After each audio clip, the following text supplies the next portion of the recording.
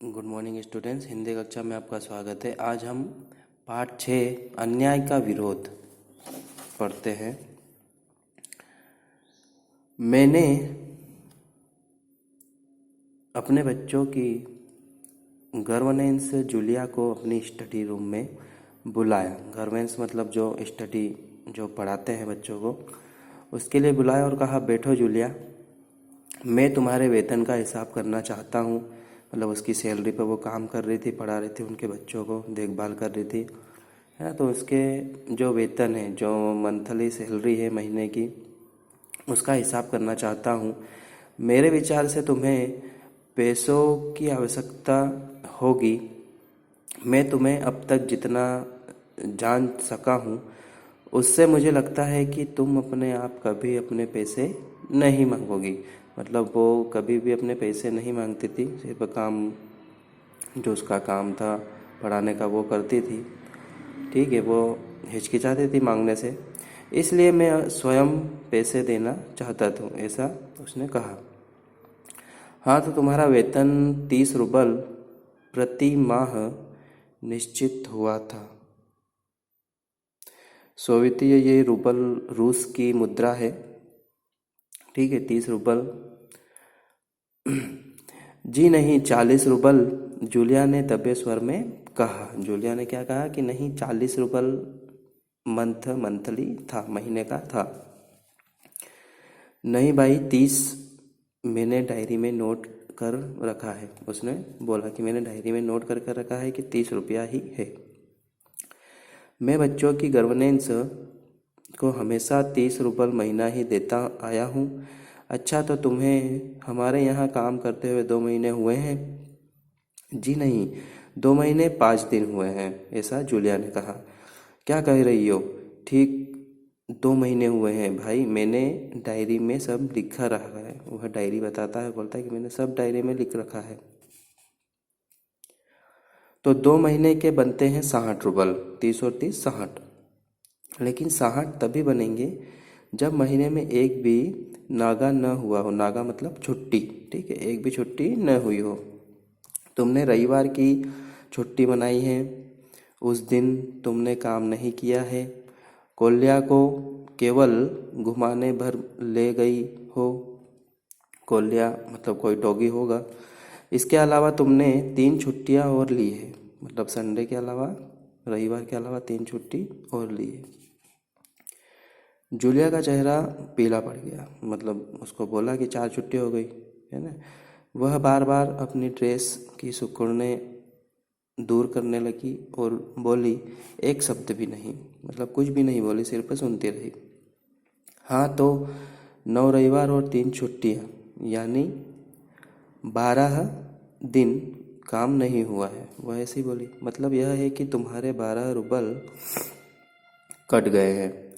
उधर कोल्या 4 दिन बीमार रहा और तुमने केवल वान्या को ही पढ़ाया, वान्या को पढ़ाया। पिछले सप्ताह शायद 3 दिन तुम्हें तुम्हारे दांतों में दर्द रहा था और मेरी पत्नी ने तुम्हें दोपहर के बाद छुट्टी दे दी थी। तो 12 और 7 हुए 19, 19 ना कि मतलब 19 छुट्टी। हाँ, तो भाई घटाओ, 60 में से 19 कितने बचे? 41 रूबल, ठीक है ना, उसने जूलिया से पूछा। जूलिया की आंखों में आंसू छलक आए, क्योंकि ज़्यादा छुट्टी हो गई थी। उसने धीरे धीरे अपना गला साफ किया, बोली, एक शब्द भी नहीं। हाँ, याद आया, मैंने डायरी देखते हुए कहा, 1 जनवरी को तुमने चाय की प्लेट और प्याली तोड़ी थी। वह बहुत कीमती थी, मगर मेरे भाग्य में तो हमेशा नुकसान उठाना ही है। चलो, मैं उसके 2 ही रूबल और कम कर देता हूँ। मतलब 2 रूबल और उसने कम कर दिए। अब देखो, उस दिन तुमने ध्यान नहीं रखा और तुम्हारी नज़र बचाकर कोल्या पेड़ पर चढ़ गया और वहाँ खरोच लगकर उसकी जैकेट फट गई। 10 रूबल उसके कट गए। इस तरह तुम्हारी लापरवाही के कारण नौकरानी ने वान्या के जूते चुरा लिए।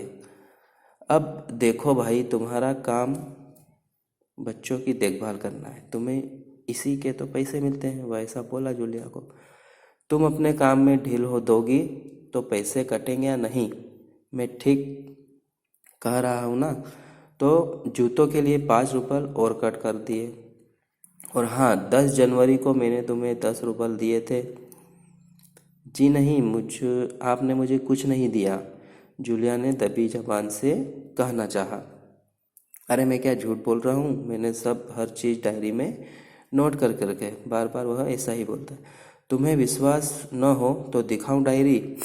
जी नहीं, आप कह रहे हो तो आपने दिए ही होंगे। दिए होंगे नहीं, दिए हैं, मैंने कठोर स्वर में कहा। तो ठीक है, घटाओ 27, 41 में से बचे 14, 14 रुपये। क्यों, हिसाब ठीक है ना? जूलिया से पूछा। उसकी आंखें आंसुओं से भर उठी, उसके पूरे शरीर पर पसीना छलक आया। कांपते स्वर में वह बोली, मुझे अभी तक एक ही बार कुछ पैसे मिले थे और वे भी आपकी पत्नी ने दिए थे, सिर्फ 3 रुपये, ज़्यादा नहीं। अच्छा, मैंने स्वर में आश्चर्य भरकर कहा, और इतनी बड़ी बात तुम्हारी मालकिन ने मुझे बताई नहीं? देखो, हो जाता ना अनर्थ। खैर, मैं भी इसे डायरी में नोट कर लेता हूँ। हाँ, तो 14 में से 3 और घटा दो, बचते हैं 11 रुपये। तो भाई, यह तुम्हारे वेतन के 11 रुपये, देख लो, ठीक है ना?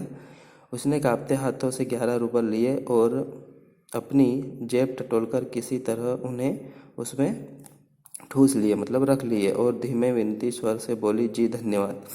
मैं गुस्से से उबलने लगा। कमरे में चक्कर लगाते हुए मेरे क्रोध स्वर में कहा, धन्यवाद किस बात का?